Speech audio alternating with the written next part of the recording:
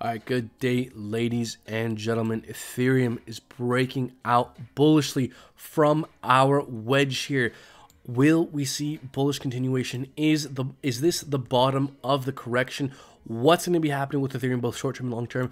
In this video, I'm going to try and answer some of those questions. So if you like the sound of that, I want to ask you to do me a favor. Like, subscribe, comment, and share, and hit that bell icon to be notified of new uploads. Folks, we have been killing it in terms of calling breakouts, major support and resistance, and price targets. So folks, stay tuned with us. Now, to understand why we were breaking out, I think we need to continue to keep our eye out on the Ethereum Bitcoin pair. I kept mentioning this. If you've been following us, if you've been watching our videos, you'd know how I've been trying to stress the importance of the Ethereum Bitcoin pair, because it can very often act as a leading indicator on the US dollar value of Ethereum, and can sometimes show you hidden bullish and bearish divergence, and it can sometimes show you potential hidden support and resistance levels on the US dollar value.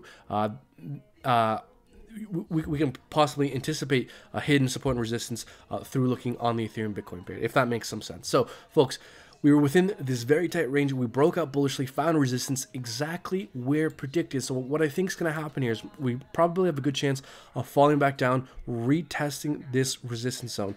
If we can solidify this previous resistance into support, hold this as support, I then think we have a very good chance of then retackling these regions here, possibly breaking down. And again, if we fall back down, retest this and hold this as support, and then go for that further leg up, then Ethereum would be extremely well positioned to see bullish continuation. So in order to understand whether we see bullish continuation right now or not, I think it's going to be very important to understand how the Ethereum Bitcoin pairing is playing out. And again, if we do go for that little bit of leg down, I think Ethereum might fall back down here, hopefully consolidate above the original breakout point here, and perhaps just consolidate sideways and perhaps correct above this green line here. If we can correct above this green line and just stay above this green line, a very good sign to see. Bottom line is we did make a higher high, so that is very bullish. Now let's run through some key support areas that we need to be aware of. I believe the 200 EMA is going to be very important support for Ethereum. We can see here that is where we found support when we were correcting, so very significant support level moving forward. That is currently just above $1,400. Nice psychological resistance, very important level as well. The 200 EMA on the 6 hour, this I believe moving forward is going to be extremely critical support. Why? Well, if we zoom out here and we see the previous ascending triangle that Ethereum was in, the breakout point was at around 1475. And if we zoom in here to the near term, we see that the 200 EMA on the 6 hour is right around 1475. So this is a lot of significant support in these regions here. Very relevant, important region here. Lots of volume building up in this region. So from around 1500 to 1475, I think is going to be very reactive, very strong support for Ethereum. So if this cannot hold, if this is a bear trap, if this is a fake out, so falling back down, retesting these levels, I think can make some degree of sense. And if we go to the 3 hour here, I think the 3 hour 200 EMA is very important, because we can see here how here and here acting as resistance, here in these levels acting as resistance. So this was a very significant resistance level every time we try to break up significant resistance. So we have broken above it. So previous resistance, when we break above, then acts as support. That area currently from about 1600 to about 1590. So these are some of the key support levels I think we need to look out for. And again, obviously, our green wedge here and this green line in the middle, I do believe will be relevant support. Because if we zoom out and we see these two wicks, based off these two wicks, if we draw and extend a support line, we can even see how in the near term this was a relevant price reactive level. See, we found support here, here support, here support, here support, here resistance. So this green line here from the levels from way back when is still very valid and very important. This could be a fake out. We could fall back down, retest this level, but I do think this green line here will be relevant, important support moving forward. And again, I think 1640 to about 1620 significant support. Lots of volume building up in these regions. So the key thing I think we need to see bullish continuation is maintaining above 1640 to 1620, because that's where we see a large spike in volume start to build up. So if we can hold up above that, very good to see, very good. So now key resistance above us, I think, is about 1670, 1673. We can see based off this region here, price reactive. So we wicked off these regions from 1673 to this day. That is where we got rejected. So key resistance moving forward. If you want to see bullish continuation, we need to get above that. And aside from that, I'd say 1700 to about 1720 key resistance we can see based off these wicks here. So this is a price reactive zone. Last time we pumped and dumped 1710 is where we got rejected. So this is going to be a relevant area moving forward. Now, if we can get above these key resistance areas and start making higher highs after the rallies after the correction, that is very good news. If we can see that, I think in that case, we can get above these two key support areas, then in that case, we're making macro higher highs, and I think we're likely to see bullish continuation. Aside from that, I think the next major support resistance level to look out for is 1800 to about 1830. If we can get above that and hold above that, I think all-time highs and entering price discovery is not too far away. So let's look at our indicators to try and get a sense of what is going on here. The daily is starting to look strong on Ethereum. We have the MACD histogram starting to tick up. Weighted MACD, bullish crossover on the way up. Stochastic RSI, bullish crossover on the way up. Regular RSI making higher highs and higher lows. The daily is showing strength. Let's take a look at the 12-hour. A continuation, everything's on the up and up. Ooh, even look at this. So the stochastic RSI is great for understanding shifts and trends, okay? It typically moves from one extreme to the other. So when it's in the overbought extreme, and it's supposed to have that leg down to the oversold extreme, and it doesn't, it tries to have that leg down, and it cannot, it has that bullish crossover kind of midway through, that's telling you price does not want to go back down. The trend does not want to go down. Very good to see on the 12-hour, but let's keep looking here. 6-hour continued strength all the way around. RSI, higher highs, higher lows. Stochastic RSI on the way up. Weighted MACD, bullish crossover on the way up. Regular MACD, bullish crossover on the way up. The 6-hour continues to look strong. Let's look at the 2-hour, continued strength all way around, higher highs, higher lows. Stochastic does not want to go down. Weighted MACD, bullish crossover, regular MACD on the way up. Let's look at the 1 and then 1 hour. Okay, 1 hour is where we're starting to see some weakness come into play. So histogram taken down, weighted MACD starting to curve down, stochastic RSI, bearish crossover in the overbought regions. Regular RSI, overbought, very interesting. The hourly starting to see some weakness. Let's finish off with the half hour. And half hour is just a continuation of the hourly. So, folks, bottom line is we are starting to see a lot of strength start to build up, okay? We're making higher highs and higher lows. The hourlies look good. Now, in the short term, we're starting to see some weakness. So, again, the key thing moving forward is, can we consolidate? Can we hold above this green line here? Can we hold and maintain this green line as support? Can we hold and maintain this key volume range as support, 1640 to 1620? If we can just consolidate above these regions here, I think we're likely to see bullish continuation. These are the major resistance levels that we need to get above in order to see bullish continuation. And again, following the Ethereum Bitcoin pair will be very helpful for understanding when we see that bullish continuation. If and when we can get above these regions here, that will be very, very telling for the US dollar value of Ethereum. Must follow this moving forward. As well, Bitcoin leads the market. Whatever Bitcoin does will affect Ethereum and everything else. Bitcoin is currently breaking out bullishly from this wedge. Will we see continuation? That is an open question. We have a lot of resistance above us at 49,000, as well 50,000, very price reactive level. A lot of resistance above us.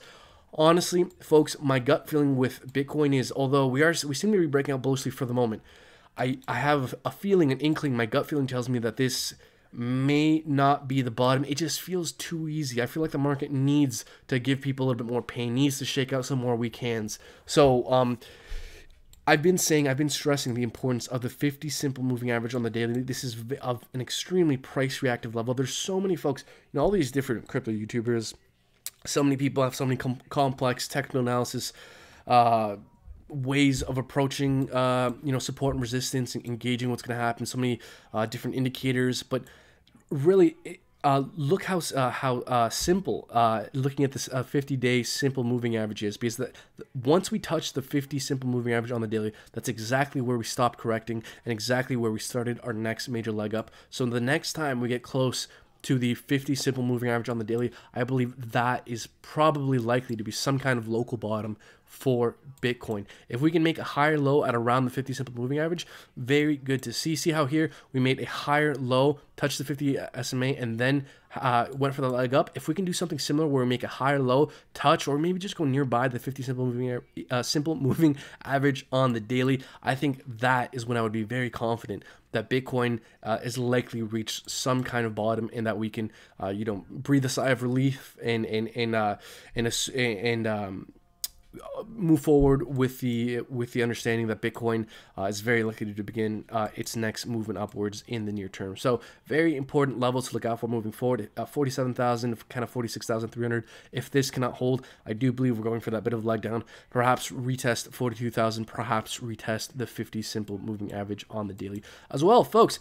Something that I haven't mentioned as of late on the channel, but that has always been something of great importance, is the DXY, the dollar index. The DXY almost is directly correlated inversely with Bitcoin. Whenever the dollar rises, Bitcoin typically suffers, and other currencies typically suffer. Whenever it falls, other currencies typically benefit, including Bitcoin. So we've been really rising as of late. Isn't it funny how since the dollar has been rising, crypto has been falling? It's almost like they have an effect on each other. So we're running up against resistance on the DXY. A lot of sideways price action within these regions here. So could we anticipate possible rejection off these regions? I think something like that is possible. Nothing has changed to make the dollar stronger. The Americans are still printing trillions of dollars. They're going to continue printing trillions of dollars, which is going to devalue their currency and inflate stores of value, such as Bitcoin. So I think the dollar, nothing has changed to make the dollar stronger. So I think it is just a matter of time before we find rejection and go for the leg down. Could we anticipate some kind of rejection off these regions? Perhaps. Could we anticipate some kind of reduction off the 200 EMA on the daily? If and when we see that rejection and that leg down, I think that is going to alleviate some of the selling pressure on Bitcoin in the cryptocurrency markets, and that could help us go for our next leg up. So important chart to look at moving forward as well. Bitcoin dominance. It's always a very important chart to look at to try and gauge what the altcoins such as Ethereum have within them. Whenever Bitcoin dominance rises, alts typically suffer. Whenever it falls, alts typically benefit. For those who don't know, Bitcoin dominance is the total value of Bitcoin in comparison to the total value of all cryptocurrency. I've been saying this for a while. I think this is the key level to look out for with Bitcoin dominance, 60.5 to about 57.5. If and when we can see Bitcoin dominance enter these regions and fall below this region, I think that is when altcoins truly fly. When was the last time Bitcoin dominance was below 57.5? That was back in 2019, April 2019. Folks, April could be a very good month for Bitcoin and crypto. March is typically bad for Bitcoin. And specifically with Ethereum, we have giant updates. We have optimistic rollups set to launch sometime this month with Ethereum that will hopefully raise the transactions per second on Ethereum from the current 10s to 1000s and alleviate some of the gas fees. Huge improvement to Ethereum coming this month as well. We have the Berlin hard fork for Ethereum. On April the 15th, we have back-to-back major updates with Ethereum this month and next month. The Berlin hard fork will aim to further improve some gas inefficiencies with Ethereum, make some improvements to Ethereum, the Ethereum virtual machine, and improve some security features to Ethereum. Major, giant things happening with Ethereum this month and next month as well. One of what I believe is the biggest developments in Ethereum's history, perhaps on par with Ethereum 2.0 scaling and interoperability. EIP 1559 is greenlit to launch in July. Why does that matter? Why should you care? Why is that such a big deal? Well, right now, there is no hard cap on the total amount of Ethereum that can be produced. The current supply of Ethereum is about 114, 115 million, okay? And there's no limit on how much Ethereum can be produced. But with the implementation of EIP 1559, Ethereum will be burned moving forward, thus making Ethereum deflationary and making harder money than Bitcoin. Folks, that is such a big deal. I'm considering selling the little Bitcoin I own, because I own the vast majority of my portfolio is Ethereum. I'm an Ethereum bull. I'm not an Ethereum maximalist. I like and own a lot of these other coins, but I understand the potential behind Ethereum, and I'm considering selling my Bitcoin in order to buy Ethereum, because folks, if and when EIP 1559 goes through, it'll become deflationary, harder money than Bitcoin. Bitcoin is not deflationary. There is no burning mechanism with Bitcoin. It just has a low supply, a low circulating supply, which, you know, in high demand, which is why it's increasing in value. You know, I like Bitcoin. It's the store of value. It's bringing in the money institutions into crypto. Okay, great. But folks, if Ethereum becomes deflationary, if Ethereum 2.0 is successful, it becomes scalable and interoperable, cheap to use, folks, Ethereum is so well positioned to be the leader, the winner in the end, in my opinion, especially with EIP 1559. That is why I'm considering. But it's just a consideration. Because again, you know, I think if that goes through, which it's a green light, folks. It's just a matter of time before it goes through. That is going to I think Ethereum is going to really surprise people this bull run. And again, folks, you know, I'm not an Ethereum maximalist. You know, I think I like Cardano, I like Polkadot, I like Elrond. You know, Zilliqa and Tezos are interesting. It's a bunch of these, you know, smart contract, interoperable, scalable, you know, layer 1 protocols that are interesting and I think could do well and could take some market share. But do not sleep on ETH. Do not kid yourself. Ethereum is incredibly well positioned. It has first mover advantage. The vast majority of value locked in its ecosystem. The vast majority of users. The vast majority of developers. It has such a major advantage over its competitors, and we have some of the biggest improvements in Ethereum's history happening this year. Folks, do not sleep on ETH. So much interesting things going on, so much interesting things to talk about. Bottom line is, what are my long-term price predictions for Ethereum? When do I think this bull market is likely to end? I think that's a very important question for all holders, for all people in crypto. Well, folks, I think crypto, Ethereum, can be very difficult to predict in the short term. I think over the long term, it's actually very simple and easy to understand what crypto is going to do, because Bitcoin leads the market. It's all because of Bitcoin and the Bitcoin halvings that crypto moves in these 4-year cycles. It's based off the halvings. Every roughly 4 years, the amount of Bitcoin being produced gets cut in half, which leads to these boom and bust, bull and bear cycles.